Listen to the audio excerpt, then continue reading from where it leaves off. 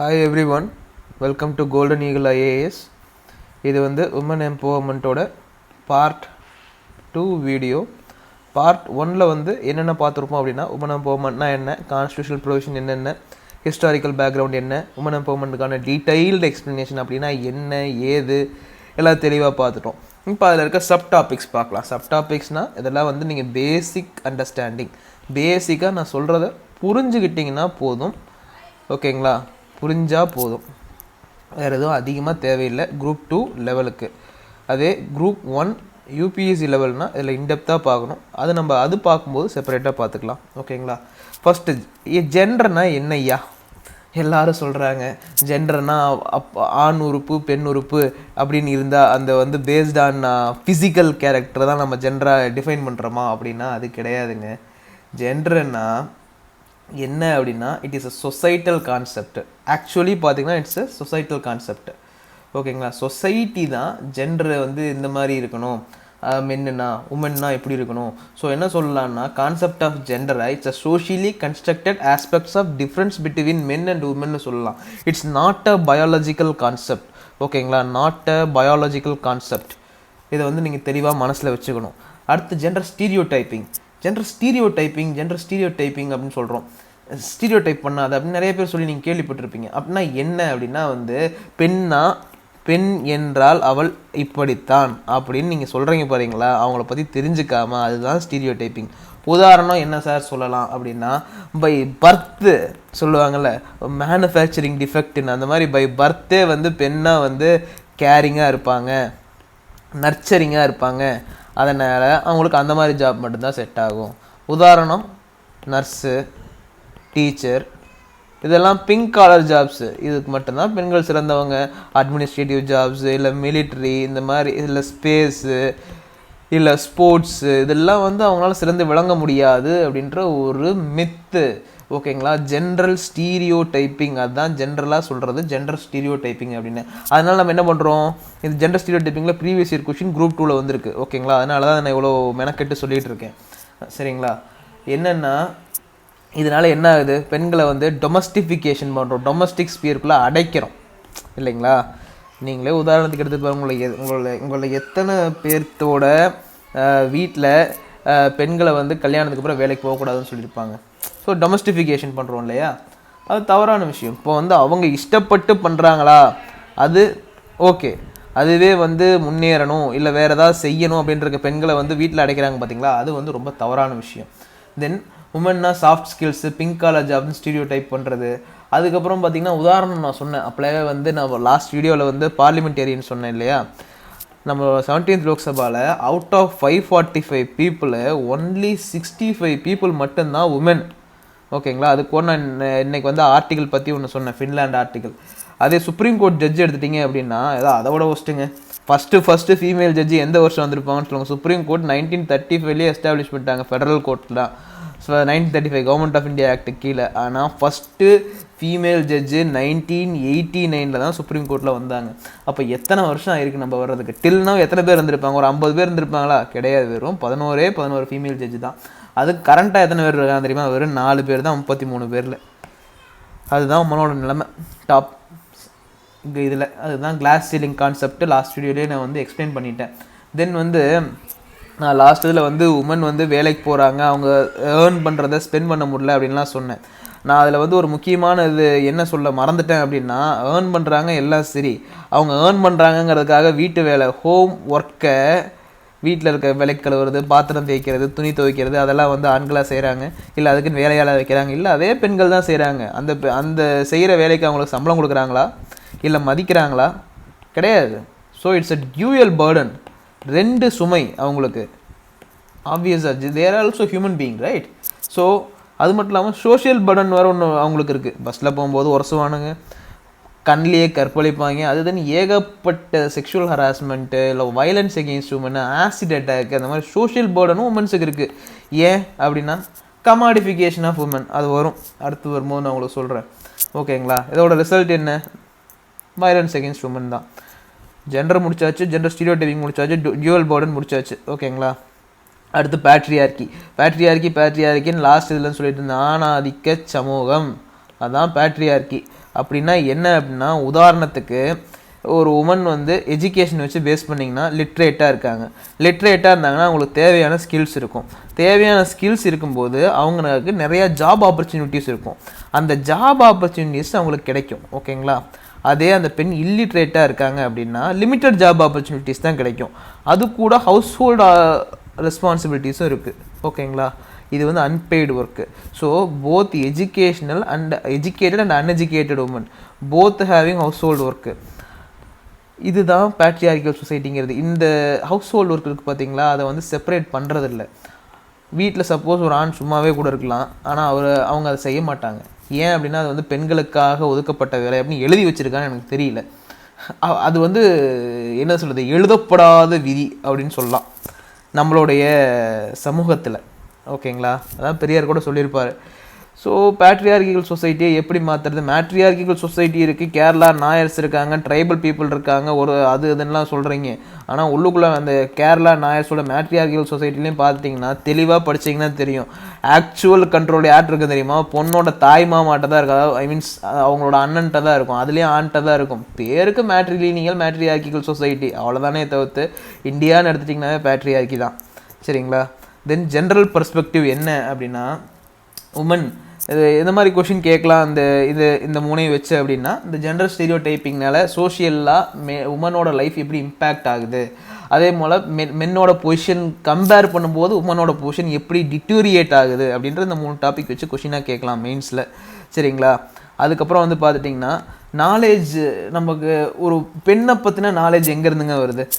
எல்லோரும் எப்படி நினைப்பீங்க? நீங்கள் வந்து பிறந்தோனையுமே பெண்ணா அடிமை, பெண்ணா இப்படி இருக்கணும் அப்படின்னு உங்களுக்கு தெரியுமா? கிடையாது. ஃபஸ்ட்டு எங்கேருந்து வருது? ஃபேமிலி.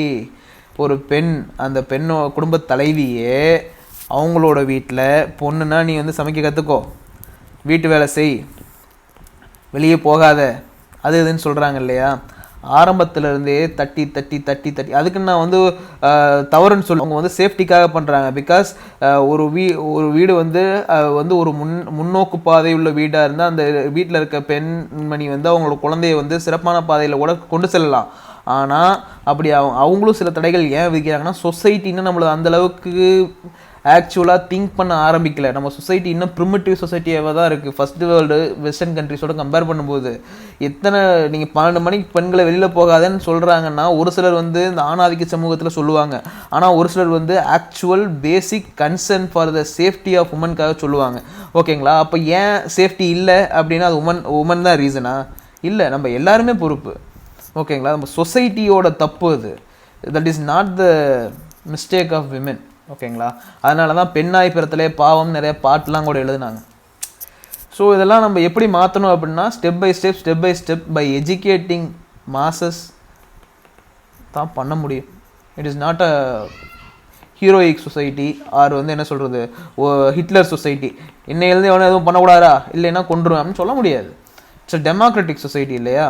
ஸோ வந்து நம்ம எவால்வ் தான் ஆக முடியும். ஒரே அடியாக எல்லாத்தையும் அப்சைட் டவுனாக மாற்ற முடியாது.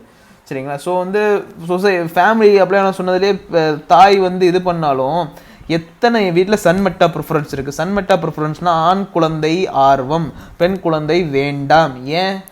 டவுரி ப்ராப்ளம், இல்லை வளர்க்கணும், சேஃப்டி ப்ராப்ளம், அது இது லொசுக்குன்னு இருக்குது இல்லையா? அதுதான் நிறையா ஸ்கீம், பேட்டி பச்சாவோ, மகிழா சக்தி கேந்திரா, அது நிறையா கொண்டு வராங்க. இருந்தாலும் ஆக்சுவல் ரியாலிட்டி என்ன? இப்போ வரைக்கும் அட்வான்ஸ்டு ஃபேமிலியில், நல்லா படித்த ஃபேமிலியில் கூட சன் தான் வேணும்னு கேட்குறாங்க. ஏன்? அப்போ தான் அதுதான் வாரிசு, மகனுக்கு பிறக்கிற குழந்தை தான் என்னோட வாரிசு அப்படின்ற மாதிரியான ஒரு மென்டாலிட்டி பீப்புள்கிட்ட இருக்குது. ஓகேங்களா? அது வந்து இட்ஸ் அ ஸ்டீரியோ டைப்பிங். தென் அடுத்து முக்கியமானது என்னென்னா எஜுகேஷன் சிஸ்டம். ஒரு மீம் கூட ரொம்ப ஃபேமஸ் ஆச்சு. இந்த கருப்பாக இருக்க பெண், இந்த வெள்ளையாக இருக்க பெண்ணில் அக்லி உமன், பியூட்டிஃபுல் உமன்ற மாதிரி. அதே போல் எஜுகேஷன் சிஸ்டத்துலேயே நீங்கள் நம்மளோட என்ன சொல்கிறது ஐடியாலஜியை வந்து மனசுக்குள்ளே திணிக்கிறாங்க. நீங்கள் பழைய இது பார்க்கும்போதும் சரி, இல்லை புதுசாக இப்போ மீடியாவில் வர்றதும் சரி, எத்தனை இதில் வந்து விமனை வந்து உங்களுக்கு வந்து ஒரு மேல் டாமினன்ட் சொசைட்டியாக காமிக்கிறாங்க. ஆக்ஸ் ஆட் எடுத்துக்கோங்க. அந்த ஆக்ஸ் பர்ஃப்யூம் போட்டால் உமன்லாம் போகிற வர மென்னெல்லாம் கடிச்சு சாப்பிடுவாங்களா? இல்லை உடனே வந்துடுவாங்களா? என்ன கான்செப்ட் ஆஃப் ஆட் எடுக்கிறாங்க அதெல்லாம் நம்மளும் பார்த்து சிரிச்சுட்டு இருக்கோம்னு எனக்கு புரியல. இதெல்லாம் வந்து சிரிக்கக்கூடிய விஷயம் கிடையாது, சிந்திக்கக்கூடிய விஷயம். நீ எப்படி கமாடிஃபிகேஷன் ஆஃப் உமன் பண்ணலாம், அது எவனும் கேஸ் போடுறதில்ல. நிறைய உமன்ஸே அதை வந்து ஃபன்னாக எடுத்துக்கிறாங்க. ஏன் ஃபன்னாக எடுத்துக்கிறீங்க? அதுதான் என்னுடைய கேள்வி. பொதுவாக அதெல்லாம் கேள்வி கேட்கணும், திங்க் பண்ணணும். அப்போ தான் வந்து சொசைட்டி வந்து அடுத்த ஸ்டேஜுக்கு மூவ் ஆகும். சரிங்களா? அடுத்து இந்த சிம்பாலிசம் சொன்னேன், அதுதான் இப்போ ஆக்ஸ் ஆட் சொன்னேன். இது வந்து நெகட்டிவ் சிம்பாலிசம். அதே பாசிட்டிவ் சிம்பாலிசத்துக்கு ஒரு இது சொல்கிறேன் பாருங்க. எனக்கு ரொம்ப பிடிச்ச ஒன் ஆஃப் த எப்பிக் தான் சிலப்பதிகாரம். இந்த சிலப்பதிகாரத்தில் கண்ணகி அப்படின்ற ஒரு கேரக்டரை இளங்கோவடிகள் சிறப்பாக வடிவமைச்சிருப்பார். ஓகேங்களா? அவங்க வந்து கற்புக்கரசி கண்ணகிப்பா. எத்தனையோ பேர் ஒரு காலத்தில் வந்து பொண்ணு அப்படி தான் இருக்கணும், ஸோ அந்த மாதிரி இருந்தால் தான் வந்து சூப்பர் உமனு இல்லை வந்து பக்கா உமன் அப்படின்ற மாதிரி ஒரு மென்டாலிட்டி பசங்களுக்கு, நிறையா பெண்களுக்கே கூட இருக்குது. அது என்ன கரெக்டான இது கான்செப்ட்? அதை வச்சு பெண்களுடைய ஒரு என்ன சொல்கிறது, அவங்களோட உரிமையை பறிக்கிறாங்க அப்படின்னு நம்ம சொல்லலாம். ஏன்னா பத்தினி கல்ட் அப்படி இல்லை வந்து ஒரு உமன்ஹுட்னா இப்படி தான் இருக்கணும் ஏன் அப்படின்னு நீங்கள் வரையறை பண்ணுறீங்க. It is not woman empowerment இல்லையா? ஸோ இதெல்லாம் நீங்கள் யோசிக்கணும். அது வந்து அந்த மாதிரியே நமக்கு வந்து இன்கல்கேட் ஆகுது, நமக்கே தெரியாமல் நம்ம சப்கான்ஷியஸ் மைண்டில் நமக்கு வந்து அதை ஆளை பதிய வைக்கிறாங்க. அதுதான் வந்து இந்த சிம்பாலிசத்தில் வர்றது. அடுத்து ரிலீஜியன், அதான் வந்துட்டான் பாருங்கள் அடுத்த முக்கியமான தலைமை. ரிலீஜியனுக்கு நான் எதிரி கிடையாது. அதே சமயத்தில் ரிலீஜியனில் வந்து ஒரு சில நல்ல விஷயங்களும் இருக்குது, நிறையா கெட்ட விஷயங்களும் இருக்குது.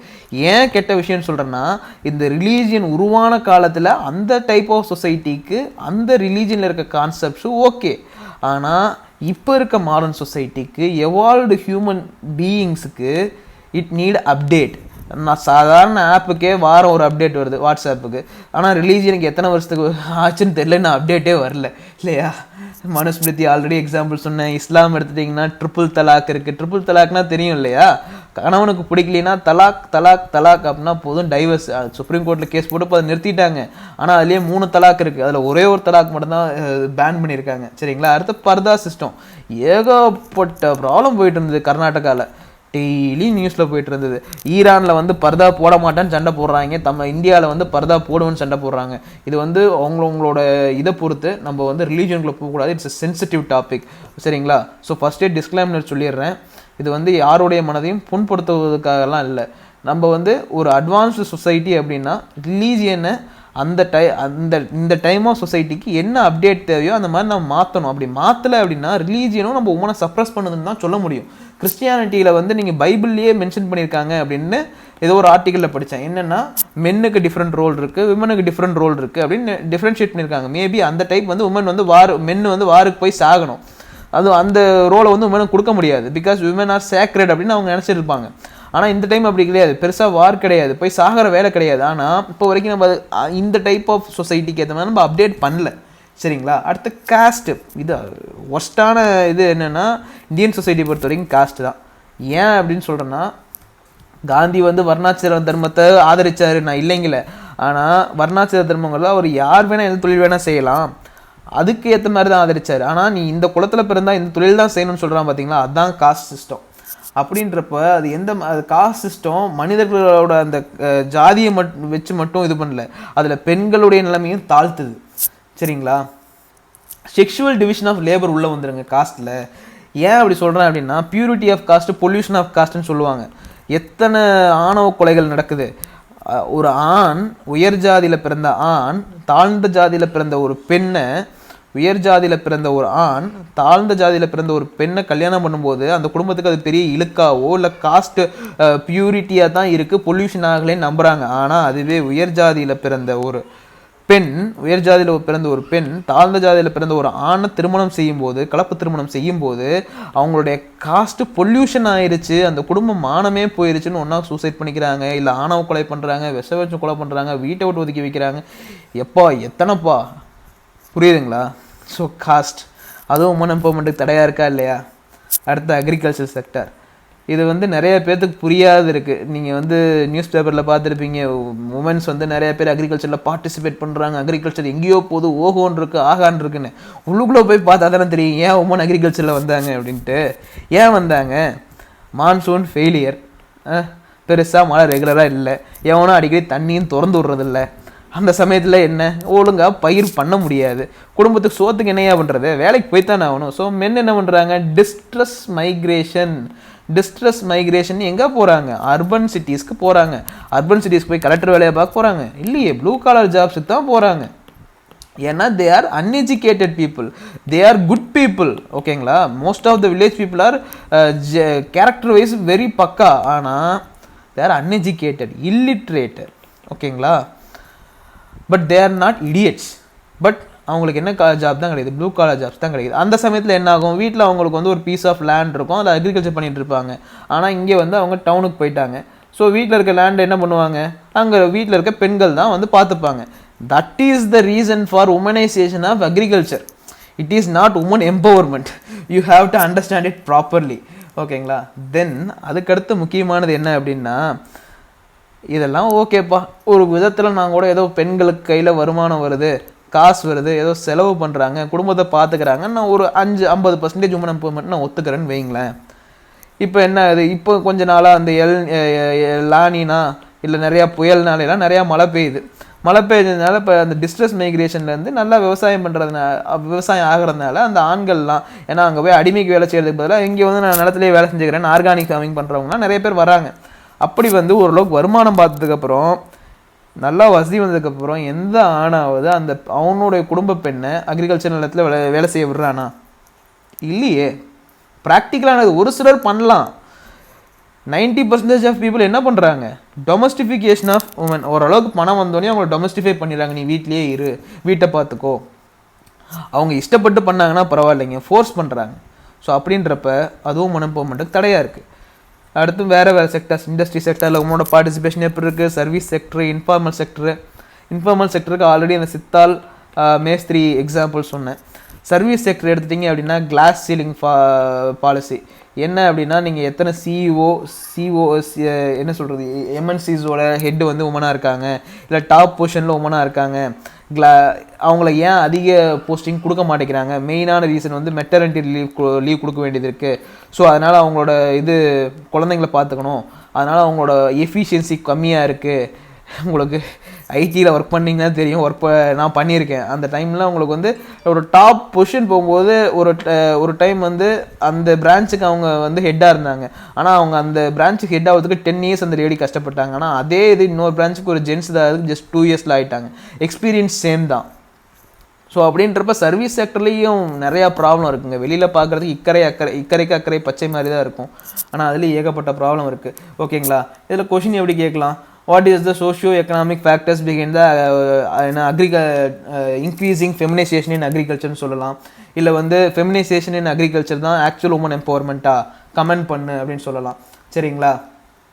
இதுதான் மேக்ஸிமம். இதை வச்சு நம்ம உமனை வந்து ஒரு ஃபேமஸான ஒரு ஃபெமினிஸ்ட் என்ன சொல்லியிருப்பாங்கன்னா, அவங்க பேர் நான் மறந்துட்டேன், என்ன சொல்லியிருப்பாங்கன்னா, woman are nothing but flexible workers அப்படின்னு சொல்லியிருப்பாங்க.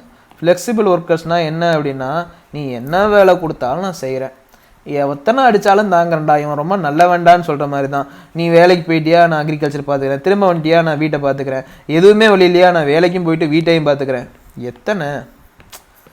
ஸோ நம்ம எப்படி அதை மேனேஜ் பண்ணணும், எப்படி அவங்கள வந்து நம்ம முன்னேற்றணும் அப்படிங்கிறதெல்லாம் யோசிக்கணும்.